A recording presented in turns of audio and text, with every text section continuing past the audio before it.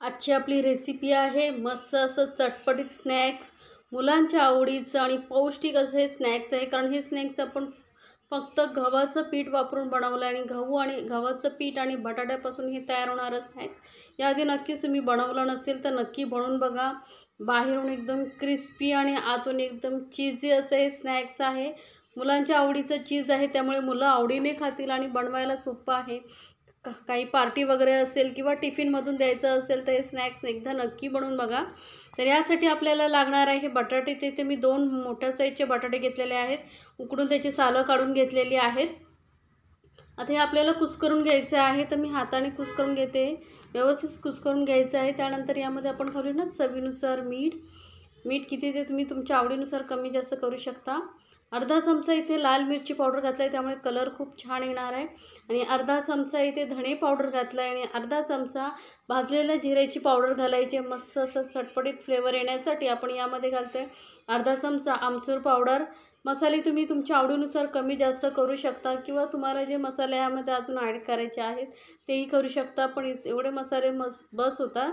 तर आता हे मसाले व्यवस्थित आपण मिक्स करून घेणार आहोत. बघा कलर किती छान आलेला आहे. जास्त साहित्य न लागता कमी साहित्यात तयार होतं. तर आपलं आतलं स्टफिंग तयार आहे.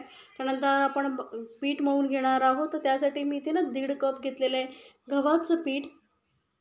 आपण रेग्युलर जे पोळ्यांसाठी वापरतो ते घ्यायचं आहे. त्यामध्ये चवीनुसार मीठ घालते आणि एक छोटा चमचा तेल घातलेला आहे. आता हे सर्व साहित्य मिक्स करून आपण मस्त असं घट्टसर असा डो बनवून घ्यायचा आहे. तर आता सर्व साहित्य व्यवस्थित मिक्स झालेल्यानंतर आपण यामध्ये थोडंसं पाणी घालून याचं असं गोळा असा मळून घ्यायचा आहे पिठाचा. आणि नॉर्मल पाणी घ्यायचं आहे, कोमट किंवा गरम वगैरे पाणी घ्यायची गरज नाही आहे. आता हे गव्हाच्या पिठापासून तयार होत असल्यामुळे पौष्टिकही आहे. तुम्हाला जर गव्हाच्या पिठापासून नसेल बनवायचं तर मैद्याच्या पिठाचाही वापर करू शकता. मी दाखवलेल्या रेसिपी जर तुम्हाला खरंच आवडत असतील तर चॅनलला लाईक्स, कमेंट्स आणि सबस्क्राईब करायला विसरू नका. सोबतच बेल आयकॉनवरतीही क्लिक करा, म्हणजे माझ्या नवीन रेसिपीची नोटिफिकेशन लगेचच तुमच्यापर्यंत पोहोचेल. रेसिपी बनवायला खूप सोपी आहे. तर आता हे आपलं पीठ मळून झालेलं आहे, तर हे आता ठेवूया साईडला. याचे आपण 2 पार्ट करून घेणार आहोत, म्हणजे आपल्याला पोळी लाटायला बरी पडेल. तर हे एकदम मोठ्या साईजचं गोळा घ्यायचा, म्हणजे आपल्याला मोठी पोळी लाटता येईल आणि त्यापासून आपण छोट्या छोट्या पुऱ्या करू शकतो. तर इथे मी दोन्ही गोळे आपले व्यवस्थित गोल करून घेतलेले आहेत. आता हे गोळे ठेवले बाजूला आणि आपण हा स्टफिंग घेतलेला आहे, त्याचे आपण छोटे छोटे बॉल बनवून घ्यायचे आहेत. तर अगदी छोट्या लिंबूपेक्षा थोडेसे मोठे असे बॉल बनवून घ्यायचे आहेत. थोडंसं चपटं करून याला पारीसारखा आकार द्यायचा आहे, कारण याच्या आतमध्ये आपण चीज घालणार आहोत. तर इथे मी चीज स्लाईस घेतलेली आहे आतमध्ये स्टफ करण्यासाठी. तुम्ही तुमच्याकडे जे चीज असेल ते चीज क्यूब वगैरे तेही घालू शकता. तर ही चीज स्लाईस छोटे अर्धी मी कट करून घेतलेली आहे. एका स्लाईसचे 2 पीसेस केलेले आहेत. त्याला असं मस्त असं गोळा करून छोटंसं असं गोळा करून घ्यायचं आहे, कारण आपल्याला हे आतमध्ये स्टफ करायचं आहे. तर या पद्धतीने आणि व्यवस्थित आपण परत याचा गोल असा गोळा बनवून घेणार आहोत. आधीच छोटा गोळा घ्यायचा, कारण याच्यामध्ये चीज घातल्यानंतर परत त्याची साईज मोठी होते ना, त्यामुळे आधीच तुम्ही मोठा गोळा घेऊ नका. तर बघा असा गोल गोळा असा मी करून घेतलेला आहे. आपले हे गोल गोळा तयार झालेला आहे. आणि आता काय करायचं, आपण हा जो पिठाचे 2 पार्ट करून घेतले होते, ते एका गोळ्याला सुकं पीठ लावून घ्यायचं आहे आणि याची पातळ अशी पोळी लाटून घ्यायची आपल्याला.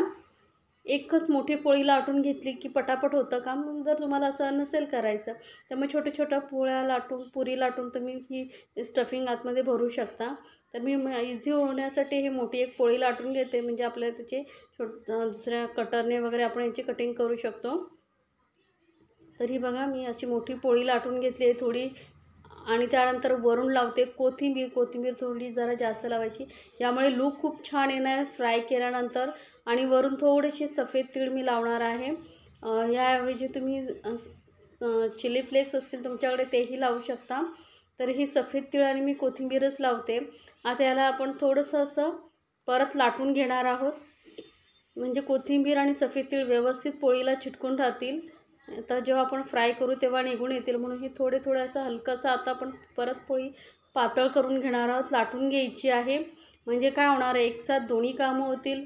पोळीही व्यवस्थित लाटली जाईल आणि कोथिंबीरही चिटकून जाईल. त्यानंतर जरा मोठ्या साईजचा असा मी डबा घेतलेला आहे, त्याने याचे शेप पोळ्या करून घेते छोट्या. म्हणजे आपल्याला आतमध्ये स्टफिंग भरायला बरं सोपं पडेल. तर आता ही पोळी बघा आपण कट करून घेतलेली आहे. त्याच्या आत उलटी करून घ्यायची आणि आतल्या साईडला जिथे आपण कोथिंबीर लावली ती साईड बाहेर ठेवायची आणि प्लेन बाजू असेल ती आतमध्ये घेऊन आपण याला गोल असं मोदकाचा शेप कसा देतो तसा करून घ्यायचं.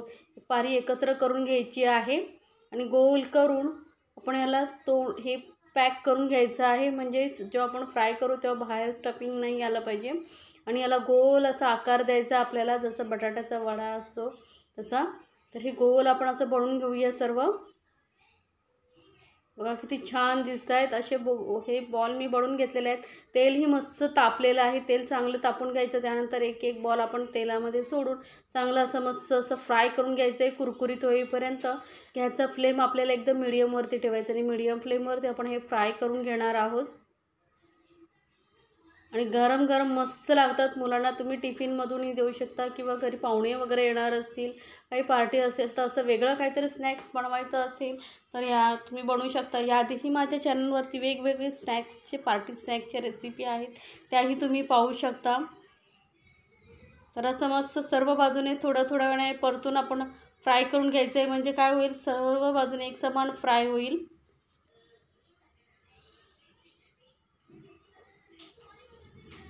खूपच चविष्ट लागतं. आतमध्ये चीज असल्यामुळे मुलंही खूप आवडीने खातील. मुलांना टिफिनमधून नेहमी काय द्यायचं असं प्रश्न पडत असेल तर तुम्ही हे स्नॅक्स बनवून देऊ शकता. मुलंही खूप आवडीने खातील.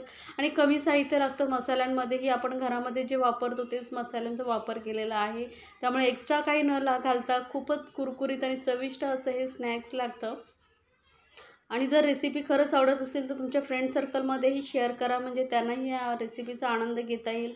किंवा तुम्ही फ्राय नसेल करायचं असेल तर शॅलो फ्रायही करू शकता किंवा आप्पे पात्र असतं त्याच्यामध्येही तुम्ही हे भाजून घेऊ शकता. तर मस्त कलर बघा किती छान आला आहे. एकदम क्रिस्पी असं हे स्नॅक्स आपलं तयार झालेलं आहे. असा कलर येईपर्यंत मिडियम टू लो फ्लेमवरती फ्राय करून घ्यायचं आहे. तर हे आपलं मस्त असं स्नॅक्स तयार झालं आहे. तीळ लावल्यामुळे किती लूक छान आला आहे बघा. जसं दिसायला सुंदर आहे तेवढंच चवीला एकदम अप्रतिम हे स्नॅक्स आहे. तर एकदा नक्की बनवा आणि मला कमेंट्समध्ये जरूर सांगा तुम्हाला ही रेसिपी कशी वाटली. आणि अशाच छान छान रेसिपी चॅनलवरती येतात, त्यामुळे नोटिफिकेशनसाठी बेल आयकॉनवरती क्लिक करा, म्हणजे नोटिफिकेशन लगेचच तुमच्यापर्यंत पोहोचेल आणि तुम्हीही अशा छान छान रेसिपीचा आनंद घेऊ शकता. आणि तुम्हाला कुठली रेसिपी पाहायला आवडेल ना, तेही मला कमेंट्समध्ये सांगा, मी नक्की बनवून दाखवेन. तर बघा मस्त असं बाहेरून क्रिस्पी आणि आतून एकदम चीजी असं हे स्नॅक्स आपलं तयार झालेलं आहे. चटणीबरोबर किंवा सॉस बरोबर वगैरे खाऊ शकता तुम्ही. सॉस बरोबरही एकदम अप्रतिम लागतं हे.